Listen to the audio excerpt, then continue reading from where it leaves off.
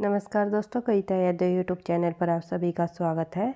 संपूर्ण हिंदी विषय की तैयारी को आगे बढ़ाते हुए अधिक से अधिक प्रश्नों का अभ्यास करते हुए आज की क्लास के अंतर्गत हम करेंगे हिंदी साहित्य के लगभग 30 इम्पोर्टेंट MCQ, जो कि विद सॉल्यूशन के साथ प्रश्नों को करते हुए हम अपनी तैयारी को आगे बढ़ा रहे हैं। किसी भी स्टेट के अंतर्गत होने वाली TGT PGT हिंदी संबंधी परीक्षा हो, NTA NET की परीक्षा हो या कोई अदर परीक्षा हो जिसमें हिंदी साहित्य संबंधी प्रश्न पूछे जाते हैं, तो इस सीरीज़ के माध्यम से जब हम विद सॉल्यूशन के साथ प्रश्नों को करते हैं तो इस सीरीज़ के माध्यम से आपको काफ़ी मदद मिलेगी। तो ज़्यादा टाइम वेस्ट न करते हुए शुरुआत कर लेते हैं प्रश्न नंबर 1 से। सफलता का राज क्या है? निरंतर अभ्यास। इसी उद्देश्य के साथ हम अधिक से अधिक प्रश्नों का अभ्यास करते हुए आगे बढ़ रहे हैं। आगे जो है प्रश्नों की संख्या भी हम बढ़ा देंगे। तो देख लेते हैं प्रश्न नंबर 1। शुरुआत कर लेते हैं। केंद्रीय सचिवालय हिंदी परिषद संस्था का गठन कब किया गया? आंसर आप लोगों के सामने ही है, 1960। केंद्रीय सचिवालय हिंदी परिषद संस्था का गठन 3 मई 1960 में किया गया। यह संस्था नई दिल्ली में है और इसके संस्थापक स्वर्गवासी श्री हरिबाबू कंसल माने जाते हैं। आगे बढ़ते हैं। प्रश्न नंबर 2 देखते हैं। अष्टछाप की स्थापना कब हुई? आप सभी को पता है कृष्ण काव्य धारा के अंतर्गत कृष्ण भक्त कवि रहे हैं अष्टछाप के अंतर्गत 8 कवि। तो उन्होंने जो है किसने अष्टछाप की स्थापना की? विठलनाथ ने 1565 ईस्वी में। देख लेते हैं। गोस्वामी विठलनाथ ने अष्टछाप की स्थापना 1565 ईस्वी में की। उन्होंने वल्लभाचार्य जी के 4 शिष्यों और 4 अपने शिष्यों को मिलाकर अष्टछाप की स्थापना की है। निम्नलिखित 8 कवि इस प्रकार है, देख लेते हैं। वल्लभाचार्य जी के शिष्य और विठलनाथ जी के शिष्य। तो देखते हैं। कुम्मन दास, सूरदास, परमानंद दास और कृष्ण दास, ये 4 जो है वल्लभाचार्य जी के शिष्य है अष्टछाप के कवियों में। और विठलनाथ जी के शिष्य हैं गोविंद स्वामी, चित स्वामी, चतुर्भुज दास और नंददास। बढ़ते हैं आगे। प्रश्न नंबर 3 देख लेते हैं। हिंदी की प्रथम प्राचीनतम आत्मकथा कौन सी है? अगर प्राचीनतम पूछी जाए तो आपको बताना है ये है अर्धकथानक, जो कि बनारसी दास जैन द्वारा लिखी गई है 1641 ईस्वी में। अगर आधुनिक ढंग से हिंदी की प्रथम आत्मकथा पूछ ली जाए तो बाबू श्याम सुंदर दास जी का नाम आएगा। और मेरी आत्म कहानी नाम से उन्होंने आत्मकथा लिखी है 1941 में। बढ़ते हैं आगे। अगला प्रश्न देख लेते हैं। प्रश्न नंबर 4। दोनों प्रश्न अलग अलग है भाई, किसी भी प्रकार से प्रश्नों को पूछा जा सकता है, इसलिए हम विद सॉल्यूशन के साथ प्रश्नों को करने की कोशिश करते हैं ताकि प्रश्न उत्तरों के माध्यम से अधिक बार तथ्यों की बार बार रिवीजन होती रहे और परीक्षा में आप जो है सटीक तरीके से आप सही आंसर तक पहुंच पाओ। तो यही उद्देश्य है हमारा, क्योंकि सफलता का राज आप सभी को पता है निरंतर अभ्यास है। निरंतरता के साथ अभ्यास करते हुए हम आगे बढ़ रहे हैं। तो देख लेते हैं प्रश्न नंबर 4। खुसरो का लक्ष्य जनता का मनोरंजन था पर कबीर धर्मोपदेशक थे, यह उक्ति किसके द्वारा कही गई? तो ये कथन आचार्य रामचंद्र शुक्ल जी का है कि खुसरो का लक्ष्य जनता का मनोरंजन था पर कबीर का जो धर्मोपदेशक था कबीर धर्मोपदेशक थे। कबीर ने जो है जनता की भलाई के लिए अपने दोहे लिखे थे। शुक्ल का मानना है कि वे धर्मोपदेशक थे। आगे बढ़ते हैं। अगला प्रश्न है प्रश्न नंबर 5। करुण को एकमात्र रस किसने कहा? तो ये प्रश्न हमारा अधूरा रह गया भाई, तो माफ़ी चाहूँगी इसके लिए। तो आंसर देख लेते हैं हम। इसका आंसर हो जाएगा हमारा बहुभूति आचार्य ने जो है करुण रस को एकमात्र जो है रस माना है, तो ध्यान रखना है। अगला प्रश्न देख लेते हैं। हिंदी में ऋतु संहार के रचयिता कौन है? तो हिंदी में ऋतु संहार रचना के रचयिता श्रीधर पाठक जी है। ये आप सभी को पता है। श्रीधर पाठक का जन्म 1859 ईस्वी में, मृत्यु 1928 में। श्रीधर पाठक खड़ी बोली के प्रथम स्वच्छंदतावादी कवि माने जाते हैं। ऋतु संहार की जो मूल रचनाकार माने जाते हैं, जो संस्कृत भाषा में लिखा गया ऋतु संहार कालिदास जी द्वारा, और इसी का अनुवाद करके श्रीधर पाठक ने इसे जो है खड़ी बोली में लिखा है। आगे बढ़ते हैं। गुणवंत हेमंत श्रीधर पाठक की पहली खड़ी बोली की रचना है। अगला प्रश्न देख लेते हैं। प्रश्न नंबर 6। वट वृक्ष की छाया में किस लेखक कि किसकी स्मृति को सुरक्षित, किस लेखक द्वारा किसकी स्मृति को सुरक्षित रखने के लिए लिखी गई। वट वृक्ष की छाया में जीवनी विदा की रचना है, ये ध्यान रखना है। और ये किसकी स्मृति को सुरक्षित रखने के लिए लिखी गई, तो आंसर हो जाएगा हमारा अमृतलाल नागर। अमृतलाल नागर की स्मृति को सुरक्षित रखने के लिए वट वृक्ष की छाया में जीवनी लिखी। किसने लिखी? कुमुद नागर ने, जो कि अमृतलाल नागर के पुत्र रहे हैं। ये भी आपको ध्यान रखना है। आगे बढ़ते हैं। अगला प्रश्न और अन्य पॉइंट जब हम यहाँ पर देखें तो कुमुद नागर जो है वट वृक्ष की छाया में जीवनी, अमृतलाल नागर 2004 में ये जीवनी लिखी। अमृतलाल नागर की जो प्रमुख रचनाएं हैं उनमें शामिल है महाकाल, बूंद और समुंदर, सुहाग के नुपुर, अमृत और विष, 7 घूंघट वाला मुखड़ा, मेरी प्रिय कहानियाँ, सिकंदर हार गया आदि जो है ये अमृतलाल नागर जी की प्रमुख रचनाएं हैं। इन्होंने मानस का हंस अमृतलाल नागर जी को 1981 में साहित्य व शिक्षा के क्षेत्र में पद्म भूषण से सम्मानित किया गया। और उन्होंने जो है मानस का हंस 1972 में तुलसीदास जी का वर्णन किया गया। मानस का हंस जो उनके द्वारा लिखा गया उपन्यास है एक, इसमें उन्होंने जो है तुलसीदास जी के जीवन को चित्रित किया है। अमृत और विष पर जो है इन्हें 1967 में साहित्य अकादमी पुरस्कार से भी सम्मानित किया जा चुका है अमृतलाल नागर जी को। अगला प्रश्न देख लेते हैं। प्रश्न नंबर 7, राही मासूम रजा के द्वारा रचित उपन्यास नहीं है। कौन सा इनमें राही मासूम रजा का उपन्यास नहीं है? दिल एक सादा कागज़, कटरा भी आरजू, टोपी शुक्ला और समरशेषा। समरशेषा हमारा आंसर हो जाएगा। ये तीनों के तीनों उपन्यास जो है राही मासूम रजा जी के हैं, जो कि बार बार परीक्षाओं में पूछे जाते हैं। दिल एक सादा कागज़, कटरा भी आरजू और टोपी शुक्ला। उसके बाद देख लेते हैं अगला प्रश्न। अगला प्रश्न हमारा, संस्कृत का कोई भी शब्द मन चाहे ढंग से तोड़ मरोड़ कर तद्भव नहीं बनाया जा सकता। ये जो कथन है ये निम्नलिखित में से रामविलास शर्मा जी द्वारा लिखा गया कथन है। अगला प्रश्न देख लेते हैं। प्रश्न नंबर 9, निम्नलिखित में से किस कवि ने सतसई की रचना नहीं की? तो इनमें से ऐसा कौन सा कवि है जिन्होंने सतसई की रचना नहीं की? अमीरदास, मोतीराम और रामसा तीनों ने सतसई की रचना की है, लेकिन चिंतामणि ने सतसई की रचना नहीं की। आगे बढ़ते हैं। अगला प्रश्न देख लेते हैं। प्रश्न नंबर 10, हरि अनंत हरि कथा अनंता कही की सुनी बहुविधि सब संता। ये जो राम कथा के प्रसंग में तुलसीदास ने ये बात किससे कहलवाई? तो आंसर हो जाएगा हमारा शिव से। इसका सॉल्यूशन हम इसलिए नहीं देख रहे भाई, क्योंकि आज की हमारी जो क्लास है तो रिवीजन क्लास है, एक तरह से पीछे के जो क्वेश्चन है वही हम रिपीट कर रहे हैं। इसलिए आप लोग जो है आप लोगों ने शायद ही जो है विद सॉल्यूशन के साथ इन प्रश्नों को पहले भी देख लिया होगा। तो साथ साथ हम बीच बीच में कुछ प्रश्नों की रिवीजन भी करते हुए आगे बढ़ रही है, ताकि आपका अधिक से अधिक जो है प्रश्न याद रहे। और ये महत्वपूर्ण तथ्य आपको याद रहे, परीक्षा में आप किसी भी प्रकार का कोई भी आपको कन्फ्यूजन ना हो। तो देख लेते हैं। इसलिए आज हमने 30 प्रश्नों को यहाँ पर लिया है। जब हम 20 प्रश्नों को यहाँ पर करते हैं तो सभी नए प्रश्न हमारे होते हैं, और नए अधिक से अधिक जो है इसी सीरीज़ को आगे बढ़ाते हुए प्रश्नों का अभ्यास करने की हम कोशिश करते रहेंगे। तो देख लेते हैं। रस गगन गुफा में अजर झरे अजपा सुमरीन आप करे। जो ये पंक्तियाँ हैं ये गगन गुफा का अभिप्राय पूछा हुआ है, तो आंसर है सहस्र चक्र। आगे बढ़ते हैं। अगला प्रश्न देख लेते हैं। प्रश्न नंबर 12, भक्ति के आंदोलन की जो लहर दक्षिण से आई उसी ने उत्तर भारत की परिस्थितियों के अनुरूप हिंदू मुसलमान दोनों के लिए एक सामान्य भक्ति मार्ग की भावना कुछ लोगों में जगाई। तो ये कथन किसका है? ये कथन है रामचंद्र शुक्ल जी का। आगे बढ़ते हैं। अगला प्रश्न देख लेते हैं। प्रश्न नंबर 13,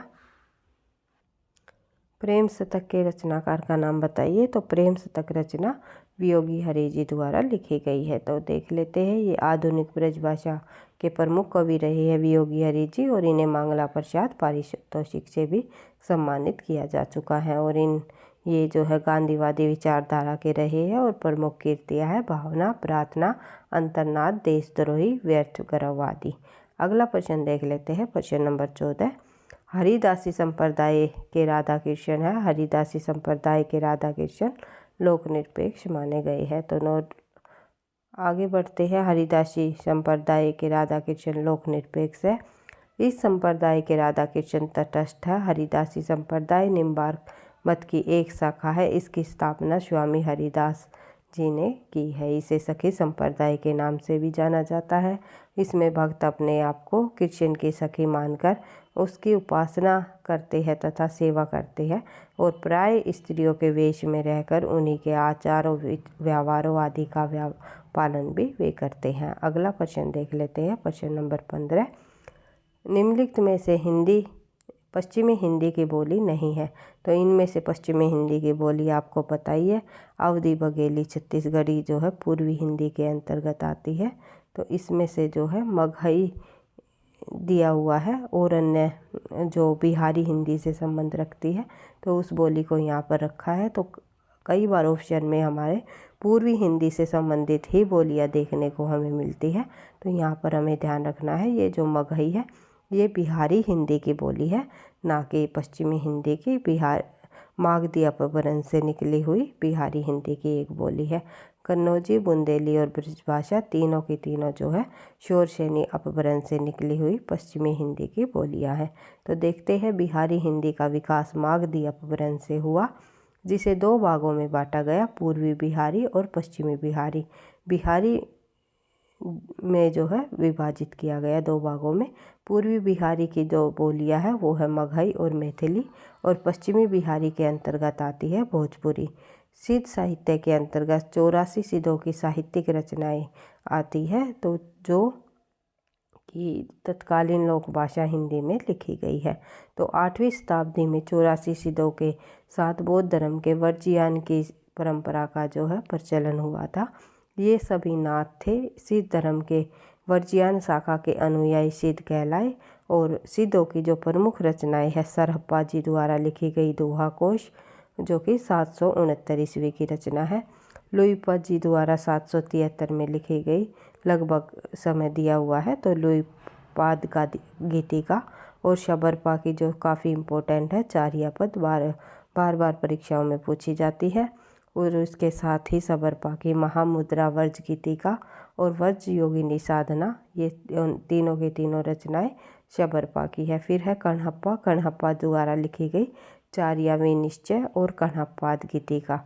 डोम्बिपा की है डोम्बिपा गीतिका और योगचार्या, अक्षर द्वीप कोश, ये जो है डोम्बिपा की रचनाएं हैं। आगे बढ़ते हैं।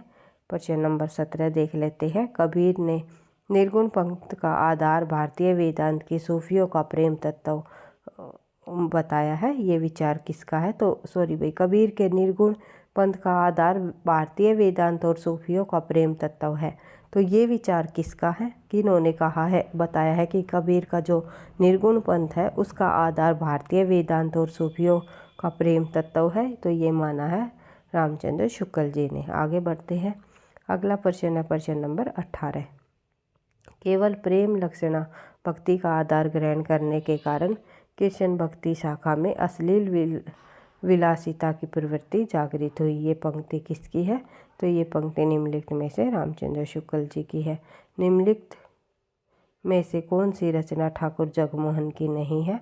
इनमें से जो है प्रेम प्रलाप ठाकुर जगमोहन की नहीं है। प्रेम संपत्ति का लता है भाई, ये प्रेम संपत्ति लता। उसके बाद श्यामा लता और श्यामा सरोजनी, तीनों के तीनों रचनाएं भाई ये जगमोहन जी की है। और प्रेम प्रलाप जो रचना है ये भारतेंदु हरिश्चंद्र जी की रचना है। 1877 ईस्वी इसका समय रहा। और अन्य रचनाएं है भारतेंदु हरिश्चंद्र जी की, आपको पता ही है, भक्त सरस्व, प्रेम मलिका, प्रेम माधुरी, प्रेम तरंग, उत्तर भक्तमाल, प्रेम प्रलाप, होली, मुकुल मधुमुकुल, राग संग्रह, वर्षा विनोद, प्रेम 50, विनय प्रेम 50, फूलों का गुच्छा, इनका खड़ी बोली में लिखा गया जो काव्य संग्रह है। प्रेम फुलवारी, कृष्ण चरित्र, दान लीला, तामन्य लीला, नए जमाने की मुकरी, ये सभी रचनाएं भारतेंदु जी की है, ध्यान रखना है। सुमांजलि, बंदर सभा हास्य व्यंग्य है इनका, और जो है बकरी विलाप भी इनका हास्य व्यंग्य है। आगे बढ़ते हैं। अगला प्रश्न देख लेते हैं प्रश्न नंबर 20।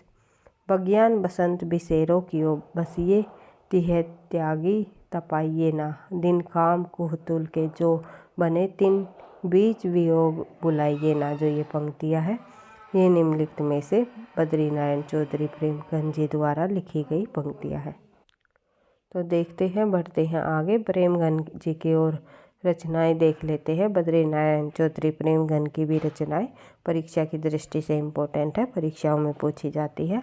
भारत सौभाग्य, प्रयाग रामागमन, संगीत, सुधा सरोवर, भारत भाग्योदय काव्य और भारत सौभाग्य इनका नाटक 1888 में कांग्रेस महाधिवेशन के अवसर पर खेले जाने के लिए लिखा गया और 1881 में मिर्ज़ापुर से इन्होंने जो है आनंद कादम्बरी पत्रिका को भी संपादित किया। और 21% में जब हम देखते हैं, आज रात इससे परदेसी चल कीजिए विश्राम कहीं, यहीं जो कुछ वस्तु कुटी में मेरी करो ग्रहण संकोच नहीं।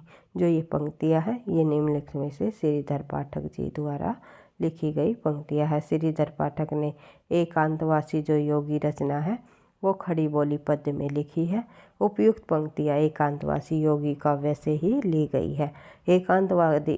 एकांतवासी योगी एक प्रेम काव्य खंड है। एक रमणी द्वारा उपेक्षित पुरुष एकांतवासी योगी बन जाता है। और श्रीधर पाठक जी की और अन्य रचनाएं देख लेते हैं, जिनमें शामिल है मनोविनोद, धन विनय, गुणवंत हेमंत, देहरादून, एकांतवासी योग और भारत गीत आदि है। इसके अलावा उज्जड़ ग्राम और श्रांत पथिक ये भी इनकी रचनाएं हैं, जो कि काफ़ी सारी रचनाएं इन्होंने अनुवाद करके लिखी हुई है। जो इन्होंने जो है गोल्ड स्मिथ का भी की रचनाओं का भी अनुवाद किया है और जो है और काफ़ी संस्कृत की भी रचनाओं का इन्होंने अनुवाद किया है। आगे बढ़ते हैं, अगला प्रश्न देख लेते हैं। प्रश्न नंबर 22, आवारा मसीहा किसके जीवन पर आधारित रचना है? आवारा मसीहा निम्नलिखित में से शरत चंद्र जी के जीवन पर आधारित रचना है। आवारा मसीहा विष्णु प्रभाकर द्वारा लिखा गया बांग्ला लेखक शरत चंद्र चट्टोपाध्याय जी की जीवनी है। आवारा मसीहा का प्रथम संस्करण मार्च 1974 ईस्वी में किया गया और विष्णु जी की 14 वर्षों की साधना का सफल प्रयास माना गया है आवारा मसीहा। अगर ये पूछा जाए कि कुल मिलाकर जो है कितने वर्षों में इन्होंने पूरा किया, तो 14 वर्षों तक जब ये प्रयास करते रहे तब उन्होंने इस रचना को पूरा किया। आवारा मसीहा को अर्धनारीश्वर उपन्यास के लिए जो है भारतीय ज्ञानपीठ मूर्ति देवी सम्मान भी इन्हें प्राप्त हो चुका है। अगला प्रश्न और अन्य रचनाएं देख लेते हैं भाई विष्णु प्रभाकर जी की। ढलती रात, शोपनमयी, अर्धनारीश्वर, धरती अब भी घूम रही है, क्षमादान, दो मित्र, पाप का घड़ा, होरी आदि जो है इनकी प्रमुख रचनाएं हैं। अगला प्रश्न देखते हैं, प्रश्न नंबर 23, बर्बरता की पहली सीढ़ी से सभ्यता की अंतिम सीढ़ी तक युद्ध मनुष्य जाति का साथ देता है। तो ये कथन किसका है? ये कथन निम्नलिखित में से जो है युद्ध और नारी निबंध से लिया गया है और ये किसका है? ये महादेवी वर्मा जी का है।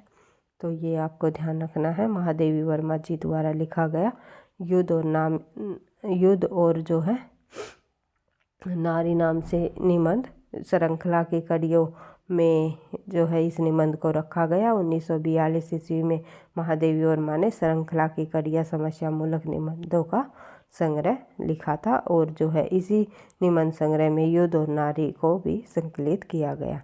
तो देखते हैं आगे, युद्ध और नारी नामक लेख में इन्होंने युद्ध, स्त्री और पुरुष के मनोविज्ञान का गंभीर वैश्विक व मौलिक चिंतन को व्यक्त किया है। इन्होंने जो है महादेवी वर्मा जी ने चांद पत्रिका का भी कार्यभार संभाला है और 1956 ईस्वी में भारत सरकार ने उनकी साहित्यिक सेवा के लिए पद्म भूषण से भी जो है सम्मानित किया गया है। और इनकी प्रमुख रचनाएं हैं महादेवी वर्मा जी की, जो कि हम बार बार पढ़ चुके हैं और परीक्षा की दृष्टि से वेरी वेरी इम्पोर्टेंट रहेगी।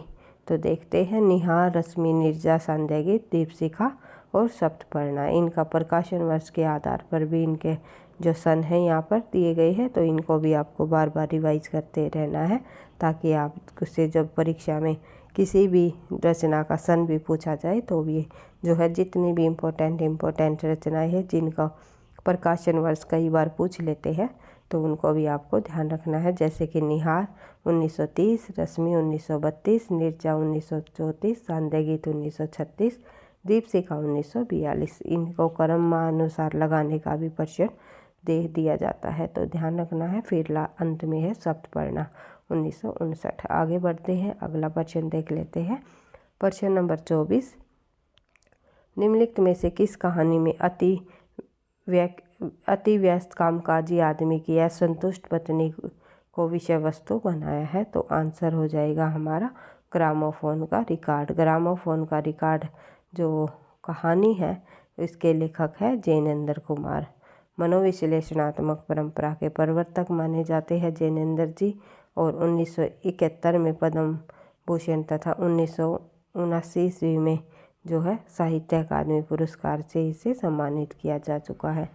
सुनीता 1935, त्यागपत्र 1937, सुखदा 1953 आदि उपन्यासों में ऐसे अनेक अवसर आए हैं जब उनके नारी चरित्र भीषण मानसिक संघर्ष की स्थिति से जो है गुजरे हैं। तो ये जो इनके उपन्यास है, प्रमुख उपन्यास है सुनीता, त्यागपत्र, सुखदा और जो है विवर्त भी इनका उपन्यास है, ये भी आपको ध्यान रखना है। एक है विवर्त।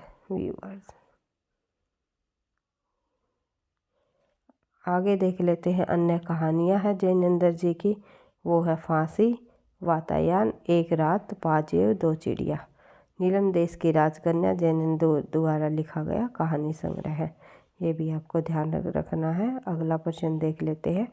प्रश्न नंबर 25, निम्नलिखित में से किस उपन्यास में रईस साहूकार मदन मोहन की अंग्रेजी सभ्यता की नकल का अपव्यय की कथा है? तो आंसर हो जाएगा हमारा परीक्षा गुरु, जो कि लाला श्रीनिवास दास जी द्वारा लिखा गया और रामचंद्र शुक्ल ने इसे प्रथम हिंदी का मौलिक प्रथम उपन्यास माना है, और 25 नवंबर 1882 ईस्वी इसका समय रहा। उपन्यास जो है 41 छोटे छोटे प्रकरणों में विभक्त है। अपने उपन्यास में इन्होंने मदन मोहन नामक एक रईस के प्रथम और फिर सुधार की कहानी को दर्शाया है। और उपन्यास में अन्य प्रमुख पात्र हैं मुंशी चुन्नीलाल, मास्टर शंभू दयाल और ब्रजकिशोर नूतन ब्रह्मचारी। ब्रजकिशोर नूतन ब्रह्मचारी इम्पोर्टेंट पात्र रहा है इनका, और एक रहा है मदन मोहन। तो इन्हीं दो पात्रों पर अधिक जो है उपन्यास की कथा वस्तु घूमती है। उसके अलावा नूतन ब्रह्मचारी जो उपन्यास है वो बालकृष्ण भट्ट जी द्वारा लिखा गया 1886 का है, और आदर्श दंपति उपन्यास जो है लज्जाराम मेहता लज्जाराम शर्मा जी का है, और परिणय जो है किशोरी लाल गोस्वामी जी का है। परण दत्त जयशंकर प्रसाद के किस नाटक का पात्र है? तो आपको पता ही है स्कंदगुप्त का पात्र है। परण दत्त जो है जयशंकर प्रसाद के स्कंदगुप्त नाटक का पात्र है। स्कंदगुप्त को 1928 में जो है प्रकाशित हुआ ये नाटक इनका। इस नाटक में 5 अंक है तथा अद्यों की योजना दृश्यों पर आधारित है।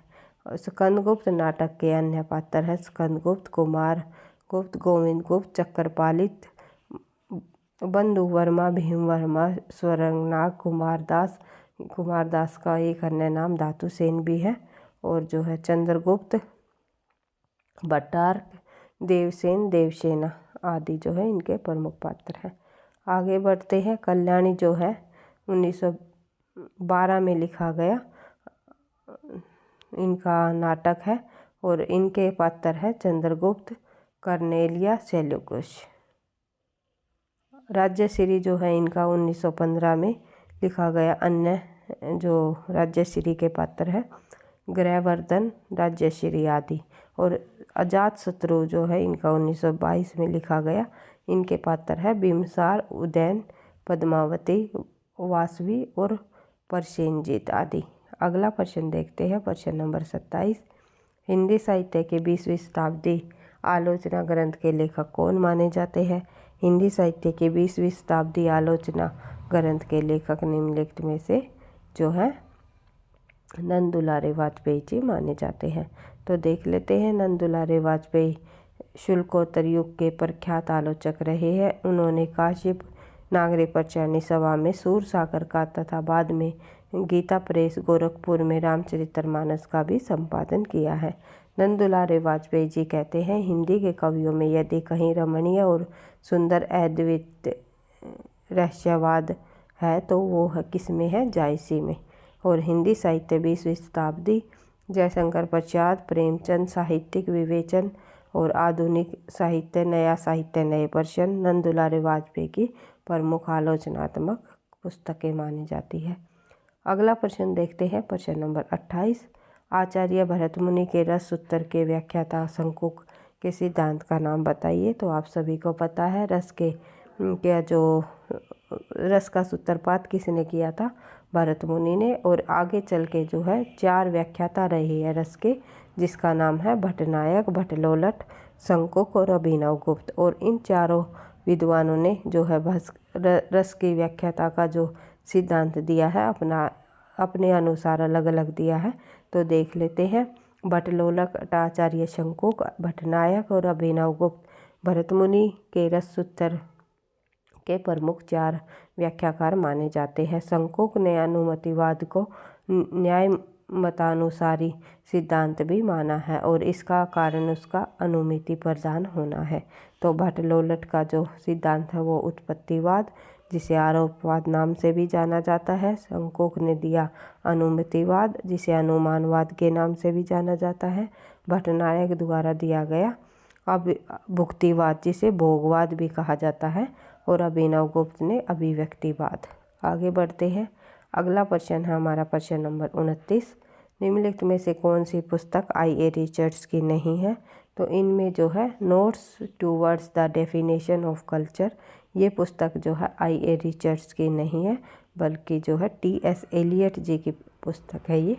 और principle of literary criticism, practical criticism, Coleridge on immunisation, ये तीनों की तीनों पुस्तक I.A. रिचर्ड्स जी की है। तो आप देख सकते हो यहाँ पर इन पुस्तकों को प्रकाशन वर्ष भी देख लेते हैं।